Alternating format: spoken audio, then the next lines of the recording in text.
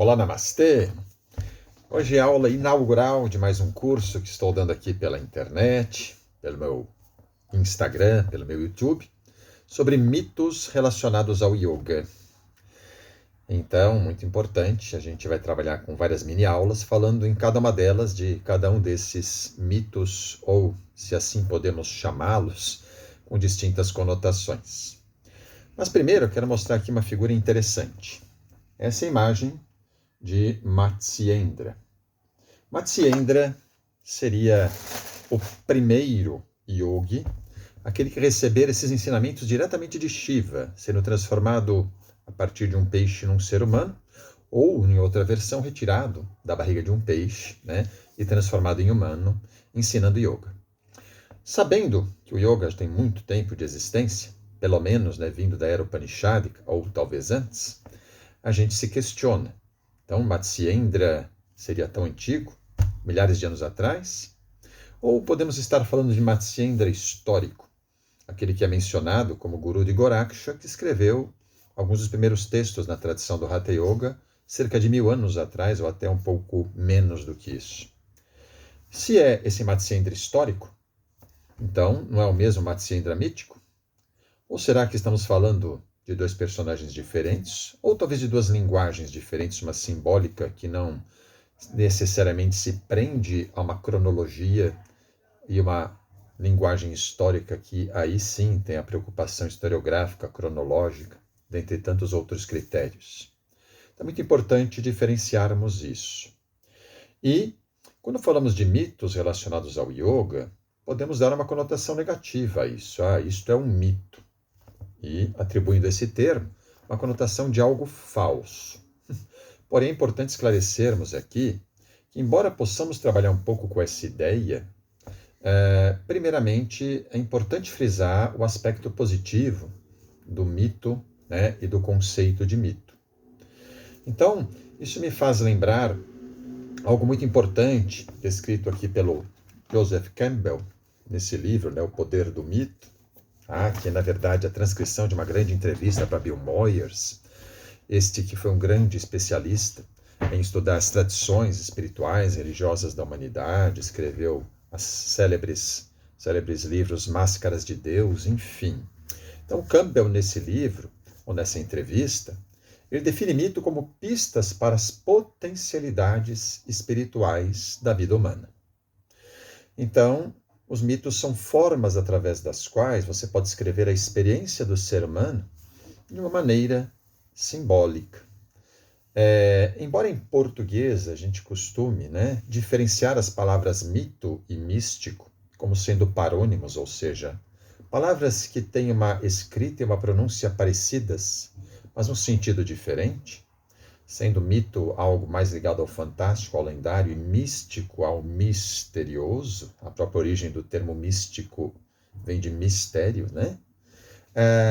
ainda assim, também podemos dizer que, no sentido, esses termos se aproximam, porque algo misterioso é algo que suscita a nossa imaginação, levando à construção disso que podemos caracterizar como fantástico e lendário. Tá? Agora, quando a gente começa a perder muitas das nossas crenças, e isso é algo interessante, também citado no livro Poder do Mito, até na introdução desse livro pelo Bill Moyers, esse que entrevistou o Joseph Campbell, ele diz assim: agora que nós, modernos, limpamos a terra de todo mistério, qual será o alimento da nossa imaginação? Então ele lembra que o ser humano tem uma necessidade de cultivar na sua imaginação algo que tenha relação com uma dimensão da nossa existência que não se traduz por uma linguagem lógica, objetiva, científica, descritiva, literal. E é muito importante que, entendendo isto, saibamos valorizar o mito. Então, o problema em si, quando vamos falar dos assuntos aqui hoje, ou a partir de hoje, não é o mito em si. O mito em si é necessário. É necessário alimentar a imaginação humana com este material que está nos mitos, se podemos assim dizer. Tá? Porém, nós temos a tendência de criar crenças relacionadas a esses mitos, trazendo o simbólico para uma dimensão como se fosse literal e factual. Então, eu, por exemplo, quando falo de uma religião mais distante, de uma mitologia de uma religião mais distante, por exemplo, do hinduísmo, a gente fala como se estivesse contando histórias lendárias mesmo, né? Então, aquele Deus com cabeça de elefante, olha que interessante essa historinha, né? Que o Shiva cortou a cabeça do filho, depois achou um elefante, colocou a cabeça do elefante no filho. É uma historinha, é um mito, né? Agora, quando fala de algo ligado à nossa própria tradição religiosa, que talvez aquilo que desde a infância nós somos acostumados a associar a uma verdade, tá? Daí a gente muitas vezes não associa a ideia de mito. Então, para muitos de nós, aquilo que está na Bíblia é considerado fato e não mito. Deus criou o mundo em 7 dias, literalmente, né? Aliás, 6, depois no 7º descansou. Tem gente que acredita que foram 7 dias no sentido literal, e não uma ideia de falar de 7 eras ou períodos, né? Ou que, não quero entrar em tantas polêmicas, mas a gente tem que citar alguma coisa, né? Ou que todas as espécies do planeta foram colocadas numa única arca, num grande dilúvio, e por isso essas espécies foram preservadas, né? Ou que uma mãe virgem deu origem a um filho de Deus. Então, a gente poderia também entender que tudo isso como mítico, simbólico, mas quando isso se torna crença, acaba se criando a ideia de que se tratam de fatos inquestionáveis. E eles se tornam, em muitas tradições, dogmas. Ou seja, aquela verdade, entre aspas, central de uma doutrina que não pode ser questionada. E se eu questionar, eu estou cometendo uma heresia. Tá? Então entendamos que para os hindus também existem essas relações com suas próprias histórias míticas que muitos de nós consideramos apenas imaginação. Tá? Por isso é que o próprio Campbell nos lembra, para entendermos o mito, é importante nos alimentarmos dessas histórias, né? Dessas, digamos, lendas, entendendo-as tal como são. Não como apenas historinhas a serem desprezadas, porque elas têm um significado simbólico profundo, mas também não como algo que é confundido com fatos históricos, por exemplo. E aí, o nosso grande problema é esse, é confundir o simbólico com o literal, é confundir o propositivo com o descritivo, achar que, por exemplo, um lugar que se propõe no nosso corpo, como Dhyanistana, como lugar para levar a atenção na prática meditativa, é algo que exista literalmente diferenciado ali dentro, né?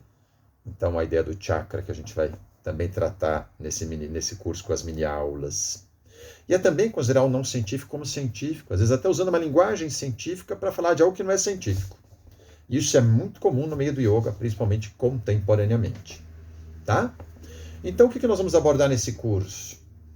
Muitos desses mitos, colocando-os na devida perspectiva. Então, os chakras seriam os 7 chakras exatamente percebidos consensualmente pelos yogis que se permitiram experiências profundas? Será que a ideia de chakras é exatamente essa? E os yogis desenvolveram eles mahasiddhis, grandes poderes, ou são capazes de desenvolver grandes poderes, como, por exemplo, o poder de levitar? E levitar seria literalmente sair flutuando no ar? E as práticas respiratórias do yoga, para que elas servem? O yoga consegue ficar sem respirar, de fato? E, quando treina a respiração, treina para quê? Para hiperoxigenar o sangue do cérebro? É isso? Isso seria uma linguagem científica mal utilizada?